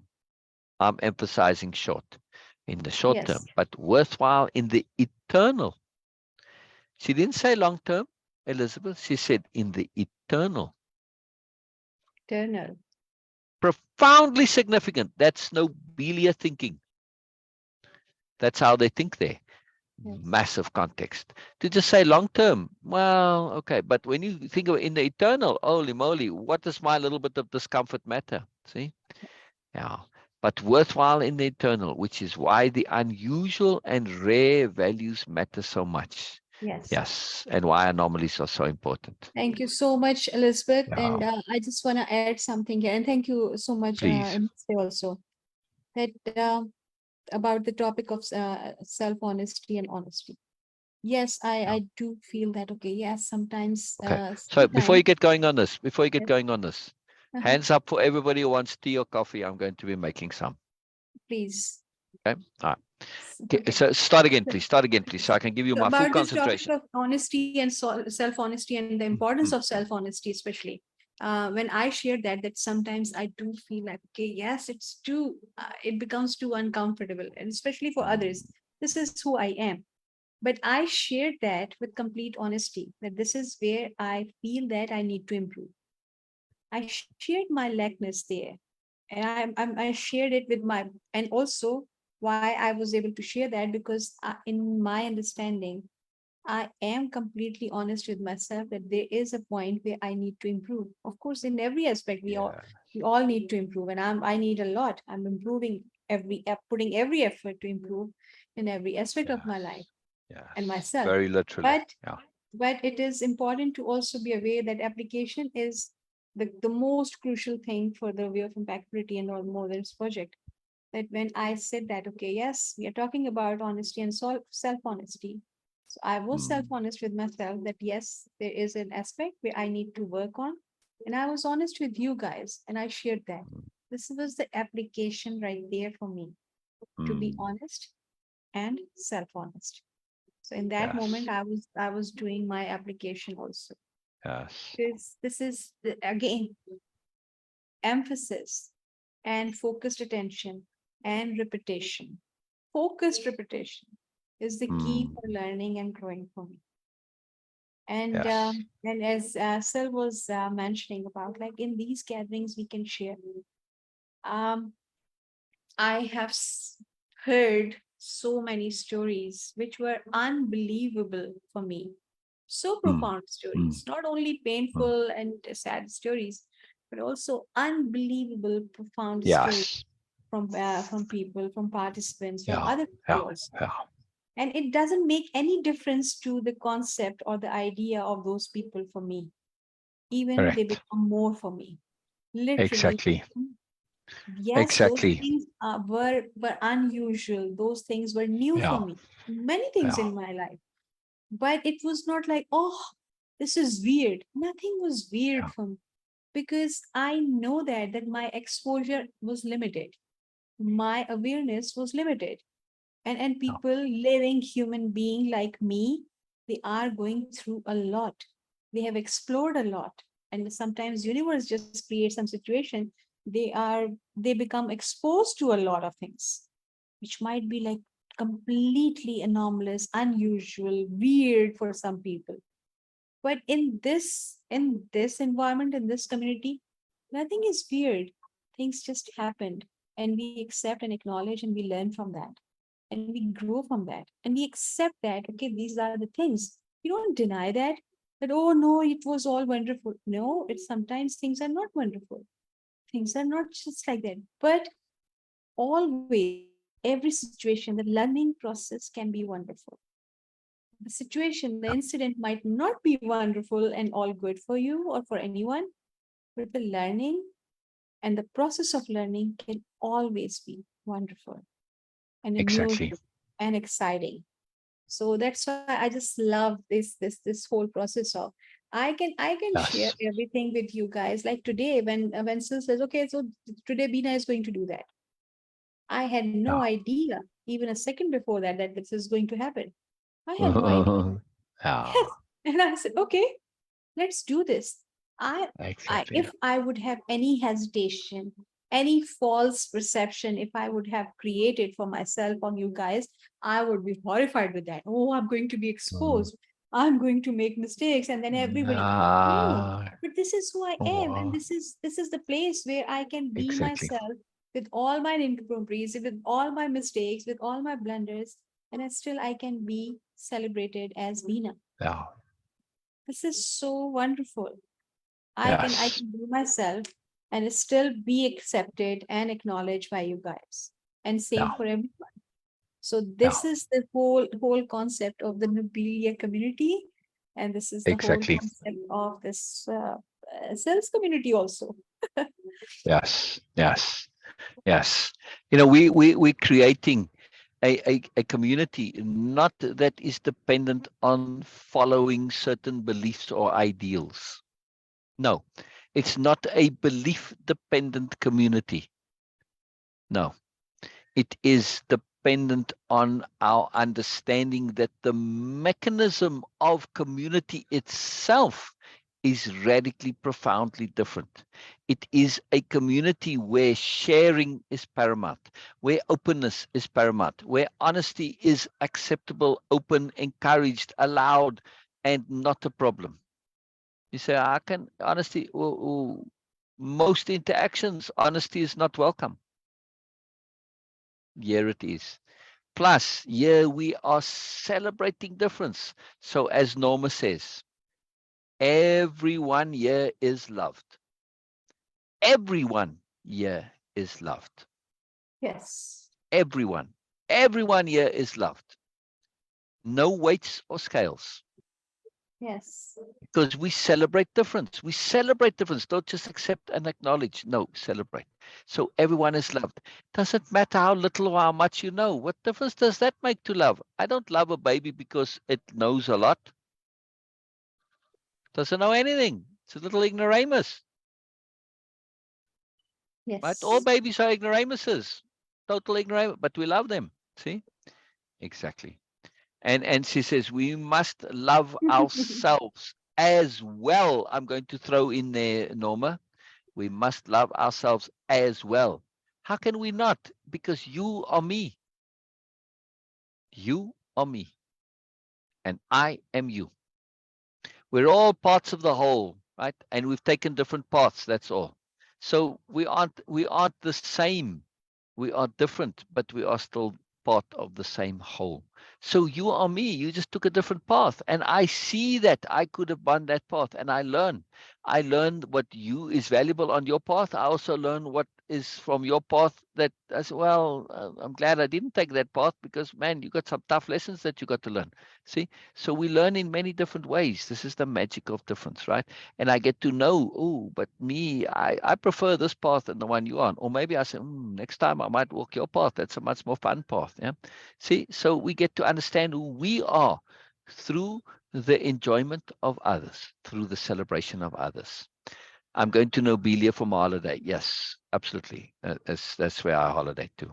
It was fun. I have to go now. Thank you. Absolute pleasure, Ymilse. And you come Yes, every day, absolutely. every day, every day in the week. We this time, from 2 hours earlier, 10 o'clock Pacific, and then on Sundays it's 8 o'clock Pacific. Right. So I love it that you were. You really added a lot. Thank Yes. you. Thank you. Everybody adds. Everybody adds. Thank you. Everybody Thank you, adds. Ymilse. It is really, really good to have you here. Very magical. And your Very sharing magical. was profound. So thank you so much for coming. I'm so keenly looking forward for more to come. So for more of Absolutely. you, we Absolutely. want to see that. So Absolutely. yes. Absolutely. And Norma, I just love And what you Norma say and there. Elizabeth and Yeah. everyone. See, a much used phrase, but still important. Yes, it is critical. And I wanted to say, right? So when it comes to self-love, how can you not love yourself if you've been impeccable, if you are impeccable? And you say, yeah, but still, I can't be perfect. It's like, man, being impeccable, this is a tough challenge. Oh, who said impeccability was being perfect? No, it's not. It's got nothing to do with perfection. You can be making mistakes left, right, and center, and you can be impeccable, right? So impeccability is best use of energy. Impeccability is doing when your conscience is clear.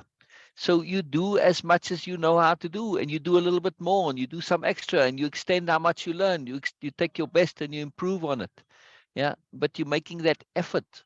The intent to goodness applied is impeccability, right? When you actually put it into action, you're doing everything you can to be good. Yeah, that's all that's required. Right? And then how can you not love yourself? All Yes. right. So when if you think back to kids, right? At least I know, at least most, and I've known many different communities of kids. Look, like when you're an older kid, you know the younger kids. When you were a younger kid, you knew the kids that were in your group. But so you know many different groupings of kids, yes. And in these different groupings, every now and then there'd be this kid who basically just messed up everything. Right? Whatever they did, it turned out to be a major calamity. But everybody loved that child, right? Because they were sincerely and earnestly doing their best to do things good and right, but they just got it all wrong every time. Do you remember such children, Beena, Norma? Say it again, Syl. All right.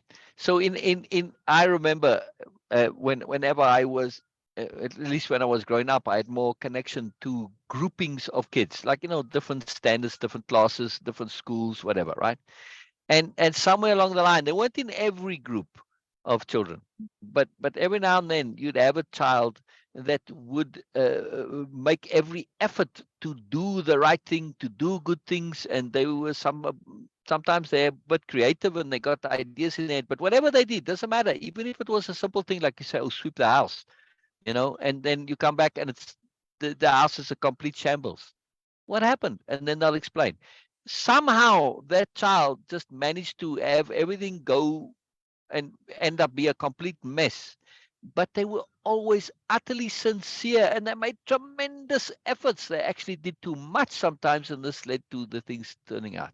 They said, yes, well, I was trying to sweep it. And I really wanted to do a good job. And so I started to move the carpets. But as I pulled the carpets, then the cupboard fell over and stuff like that, right? So they just caused these messes. But their sincerity and their intent to goodness is unquestioned. This is my point that I'm making, right? That impeccability, that child was impeccable in their efforts to be good. Yeah, but they caused messes. It's not about the actuality of how, good we are or how perfect we are. No, you can have a mess around you and still be impeccable like those children. Yeah. Did you ever know such children, Bina? Or people, Yeah. not necessarily people. Yes, Yeah. I do have some experience with this. Yeah, I mean, you can, some people say, oh, they're bumblers. Not necessarily. They just usually intensely sincere and they make tons of effort, but they like overdo it maybe. And anyway, they just kind of get it all wrong and make a mess. And it's quite amusing usually how they succeed in this. It's like, how on earth did you get here? But you can't scold them ever because you know that their intent was absolutely pure. You might go, oh my goodness, you will, but you never ever can scold a child like that. Not if you have any sensibility within you, because you know that to scold them it'd be a criminal act, because you cannot scold pure intent. You cannot scold impeccability. No matter how it turns out, you cannot scold it. It's impossible. Yes. Yes. So this is important to understand when it comes to self-love. If your intent to goodness is pure, and it is, and you make an impeccable effort to apply it, how it turns out, that's just how it turns out. It is what it is. The me of now is not the me I remember. Yes, Norma. And I would say also, the me of now, being a Norma's me of now, is a me that cannot be her me of then. You cannot be that way you were a lifetime ago. You've changed so profoundly, it's not possible for you to do the things that you did way back when. Not possible. And way back when could be a year ago, could be a month ago. Time is very elastic. Yes. So this is a Yes. profound point to make, Bina. It's a profound, Yes. it's that whole me of now poem, the me of now and then. It's not Yes. the me I remember, but it's very important to also acknowledge that you cannot be that. That's why the me of then is a ghost. It cannot harm you. It's only an idea. It's only a memory, right? The deeper point of that poem. Because a lot of people have the memory of the me of then, and they don't make this connection to say, I cannot be that way any longer. And they're haunted by the past, but it's a haunting. So when we take the subtlety of that poem and say, what am I haunted by? A ghost. Right? What am I actually afraid of with a ghost? Can it actually do anything to me? No, it's insubstantial. By definition, it can't actually do something to me. It can scare me, but only if I allow it. Yeah, it's just idea. It's just idea. So when you realize this, the ghosts go away because they realize whatever they do is ineffectual, not going to make any difference. Yeah, very, very powerful. So the me of now is a me I can love. Yes, it's not the me of then. When most people struggle with self-love, they are looking to love the me's of then. No, my me of then, not necessarily lovable. My me of now, lovable. By me. Mind anybody else, by me. Yes? It's a very profound point. Very, very profound point. Thank you, Norma. Thank you, Norma. Thank you, Norma. Just love when you share, Norma. Love when you share. Everybody. Ymilse says, Elizabeth says. And again, I love that people are coming, even if it's only for a few minutes. Doesn't matter. Come, share. We're going to give you our full attention, knowing that you might have to go. Yeah, look at Elizabeth, look at Ymilse. For those of us who have a bit more time and the luxury of it, we can delay what we do, like Norma now, right? This is very, very cool. Very, very cool. Yeah. Yes. Yeah. I think Very it's a cool. good time to wrap it up because we've got Yes. so much Yes. value. And thank you so much for Yes. sharing, Phil. Thank you so much for sharing, Elizabeth, Norma, Ymilse. This is so magical, and I love this session. Thank you so much. Yes. I love you all too. I just, Norma's point touched me deeply there. So it's very important, Norma. Very important. Yeah. Everyone here is loved. And it's not a blind love either. That's the Yes. other point. It's love with awareness. I love you and I see all your flaws and faults and inadequacies and insufficiencies and whatevers. I know they're there because I know myself and I know I have the same in me, right? Just because we have the ability to be nonsensical doesn't mean we are. Just because we have the ability to be crazy and mad and bad and whatever doesn't mean that this is our intent. No, usually our nonsense is simply inappropriate application of goodness. So when we truly love, we love because of the moreness in people, not the lessness. Because we know the lessness is just temporary. The moreness is the real them. So how can I not love you when I see your moreness? It's not possible. I have to. Because I know it's there. I know it's the real you. And all I do need to have is a little bit of overview perspective, a little bit of capital U understanding. Then it's easy for me to love you because I see that moreness. Look at your comments. Yeah, I'm not just talking to you only, Norma, but I'm also talking to you only. Yes. But this is why everyone here is loved, because we have made a point of developing this ability to pay attention to the other's moreness. And this is an environment, a community, a circumstance where you get to bring your moreness. Like you said, bring it on, but we say bring your moreness. Yeah. Yeah. So it's like those BYO parties. Bring your own, right? You bring your own food, right? And everybody brings and they bring what they like, kind of thing. But in our party over here, it's BYM,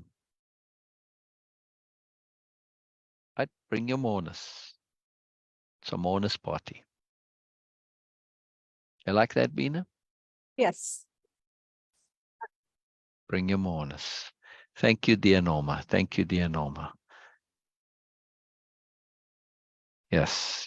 I love that there's so much love, Norma. I love it. I just love between my friends. It's the greatest joy to me. I don't know why. It just is so massive. You know, like when Beena loves you, it's huge to me, Norma. When you love Beena, it's huge. When you love Elizabeth, it's huge. When we love Ramsey, it's huge. When we love Ymilse, it's huge to me. It's a big deal.